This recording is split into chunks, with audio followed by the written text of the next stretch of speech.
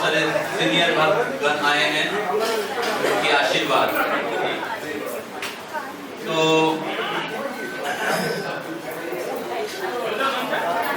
हमारे अच्युतानंद अक्षय प्रभु से निवेदन है, सभी लोगों को बिठा दीजिए। और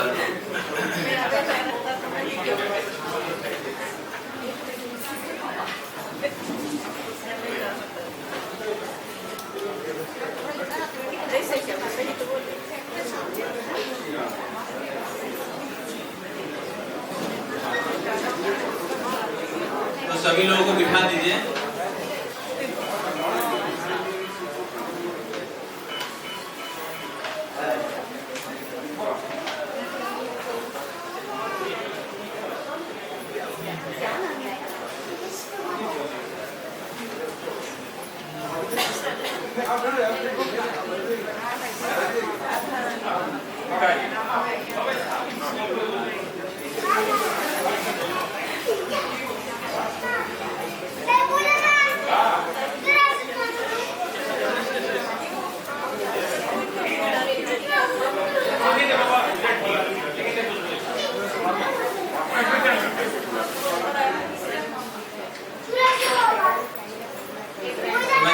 से पहले इधर जितने भी सीनियर डिवोटीज हैं, विशेष करके राष्ट्रपति भक्तों का आशीर्वाद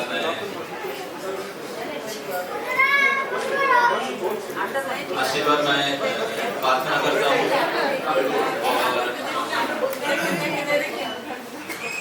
भक्तों का आशीर्वाद से मैं कुछ आज के इस अनुष्ठान में बोलने की प्रयास करूँगा।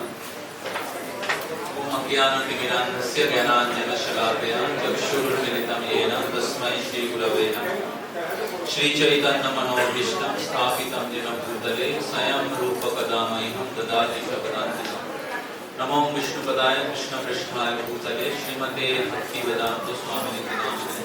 नमस्ते सरस्वती देवे गौरवाणी प्रचारिणे निर्विशेषशून्यवादी पाश्चात्यदेशतारिणे।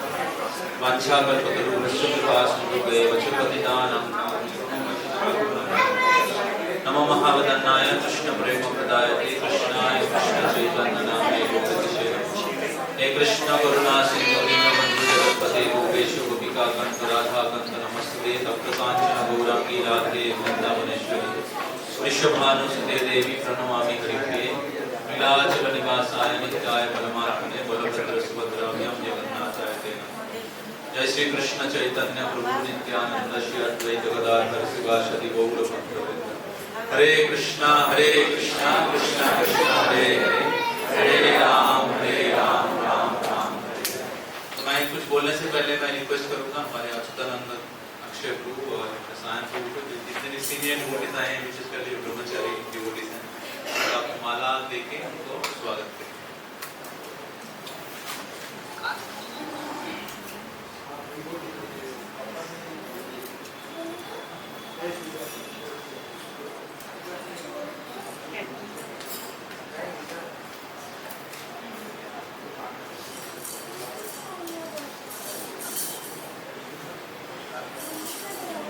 हरे कृष्णा। सब लोगों से रिक्वेस्ट है, आप अपने मोबाइल को साइलेंट पे कर दीजिएगा। हरि कथा के बीच में कोई भी डिस्टरबेंस ना हो, इसलिए आप लोग सब अपना मोबाइल साइलेंट या स्विच ऑफ करें। हरि बोल, हरि बोल।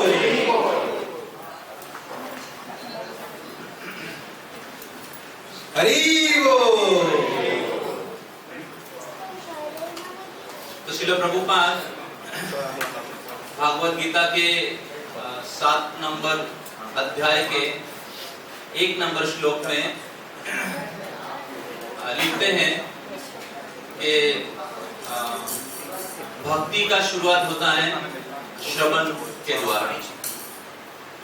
जथा गैश्वसी तत्शृणु। तो अर्जुन को भगवान कह रहे हैं कि किस प्रकार आप हमें जान पाओगे, मेरे ऐश्वर्य के बारे में आप श्रवण करो। और उसको कहते हुए प्रभुपाद जी लिखते हैं कि भक्ति का शुरुआत होता है श्रवण के द्वारा। और उसको समझाते हुए प्रभुपाद जी रुक्मिणी देवी के बारे में वर्णन करते हैं।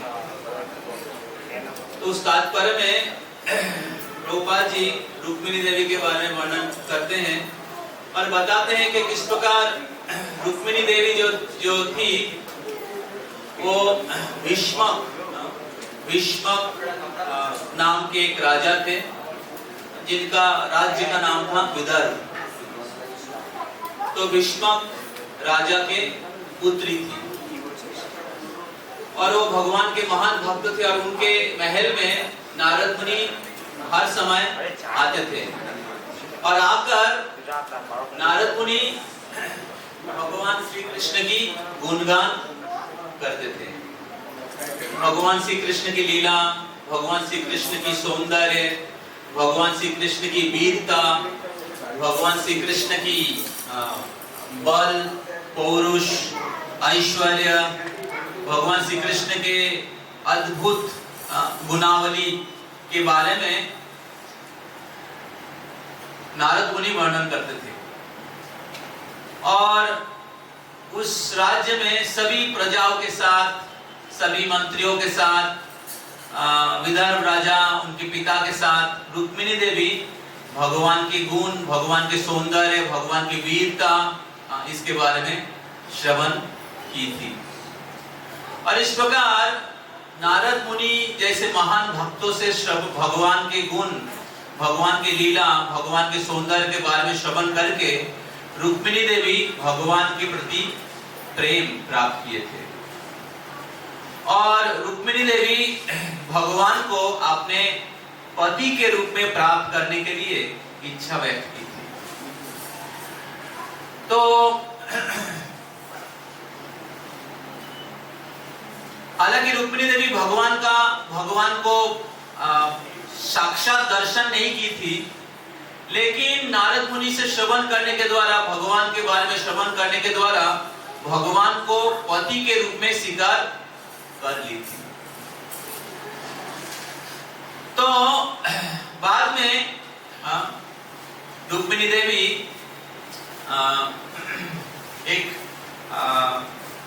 एक ब्राह्मण को भेजते हैं भगवान श्री कृष्ण के पास द्वारका में और उनको रुक्मिणी देवी एक चिट्ठी, एक खत लिख के ब्राह्मण के द्वारा भेजे थे।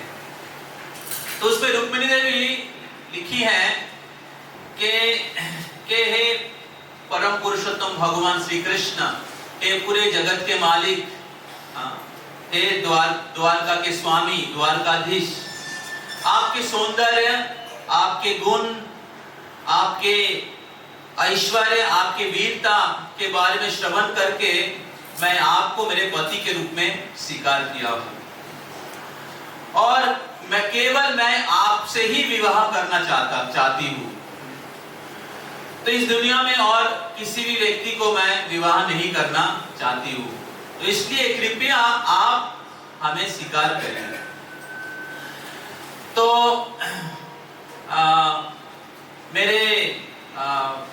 मेरे भ्राता रुक्मी चाहते हैं कि मेरे विवाह शिशुपाल से हो, लेकिन मैं चाहती हूं कि मेरे विवाह आपसे हो, क्योंकि आप ही योग्य पति है। तो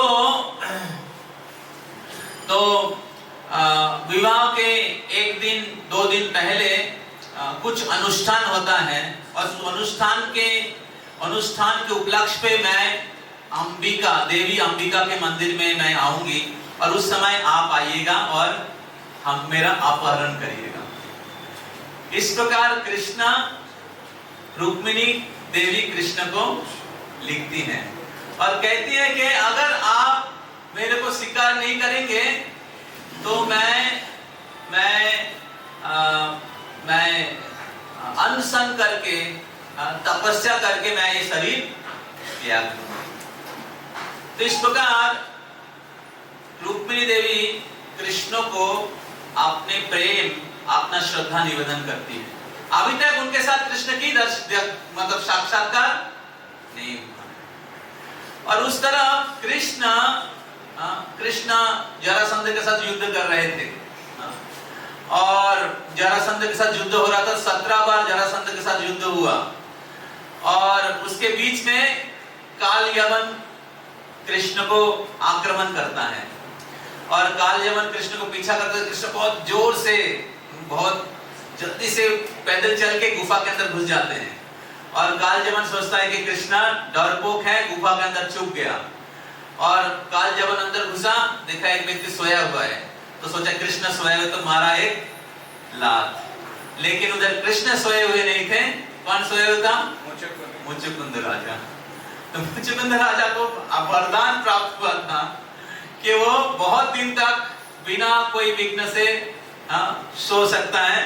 देवता के द्वारा आशीर्वाद प्राप्त किया था और जो भी उसके नींद में विघ्न करेगा, उसको दर्शन करेगा तो भस्म हो जाएगा। अभी ये पता था केवल कृष्ण को और किसी को पता नहीं था।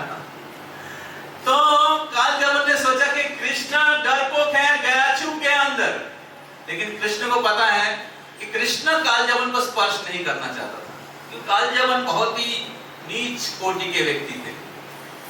तो काल यवन अंदर घुसा और मुचुकुंद को, मुचुकुंद महान राजा थे, उनको लात मारा और उन्होंने जब भी दृष्टिपात किया तो काल यवन भस्म हो गए। और जब उन्होंने अपने आंखें खोला तो काल यवन भस्म हो गया और बाएं तरफ उनको भगवान के दिव्य सौंदर्य का दर्शन हुआ। तो इस प्रकार काल यवन का जब विनाश हो गया तो भगवान मथुरा में आए। जब मथुरा में आए, देखा कि जरासंध ने कितना अक्षय 23 अक्षयनी सेना के साथ उन्होंने मथुरा आक्रमण किया। तो तब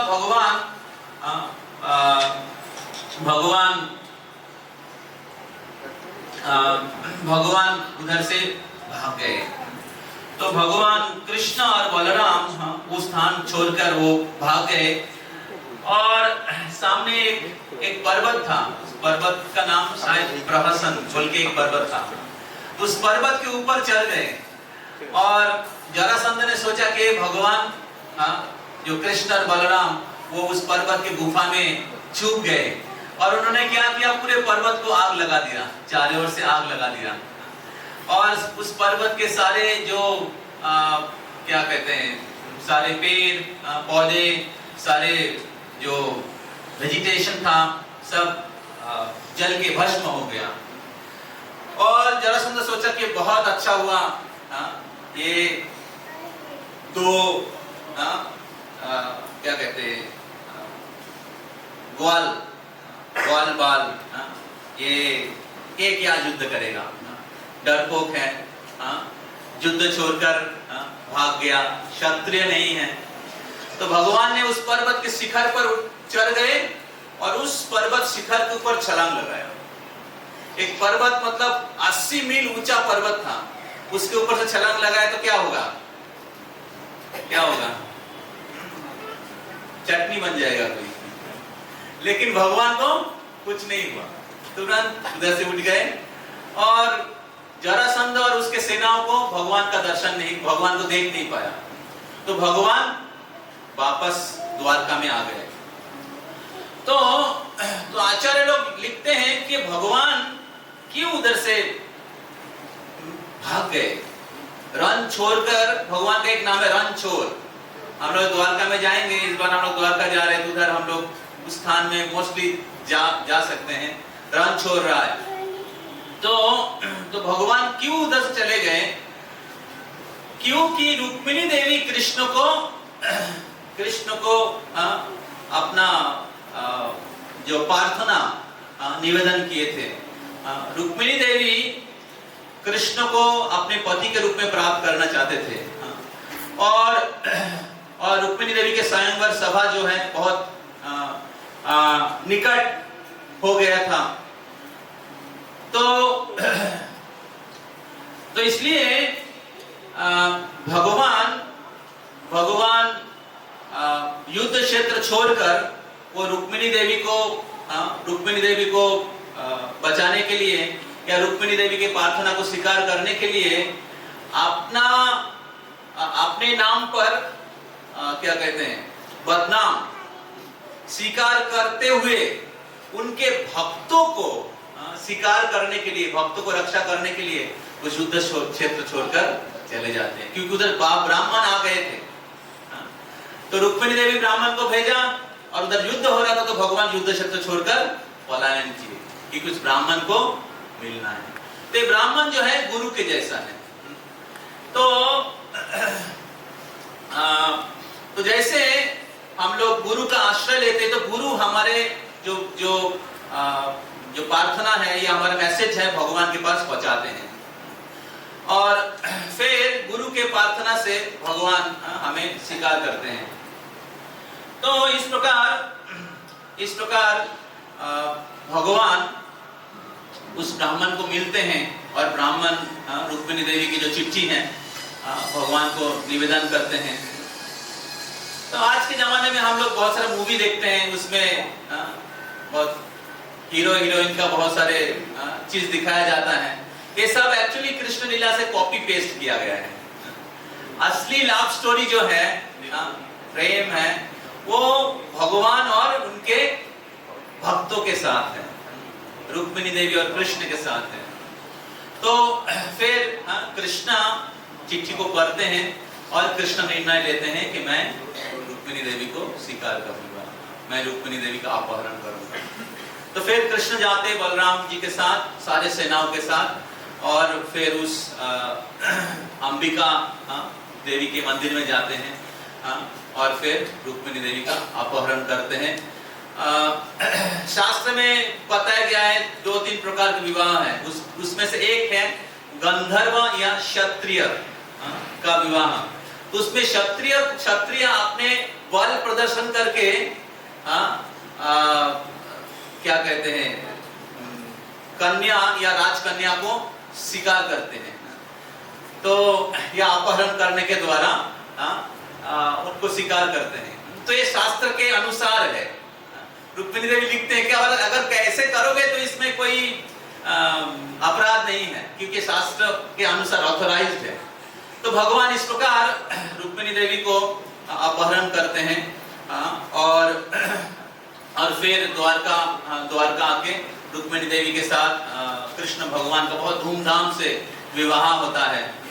और पूरे द्वारका नगर में भगवान श्री कृष्ण और रुक्मिणी देवी का गुणगान, किस प्रकार भगवान वीर हैं, भगवान क्षत्रिय है, भगवान उनके दिव्य गुणावली हैं, और उनके वीरता के द्वारा रुक्मिणी देवी के जो पानी है, रुक्मिणी देवी के हाथ रुक्मिणी देवी के पानी को स्वीकार किए हैं।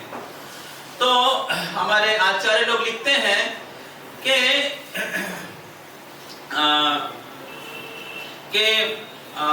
भगवान सबके पति हैं, भगवान सबके स्वामी हैं। तो सभी जीवों के साथ भगवान की संबंध है।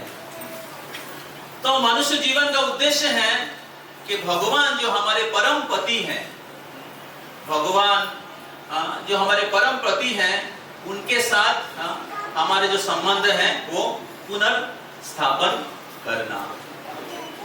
तो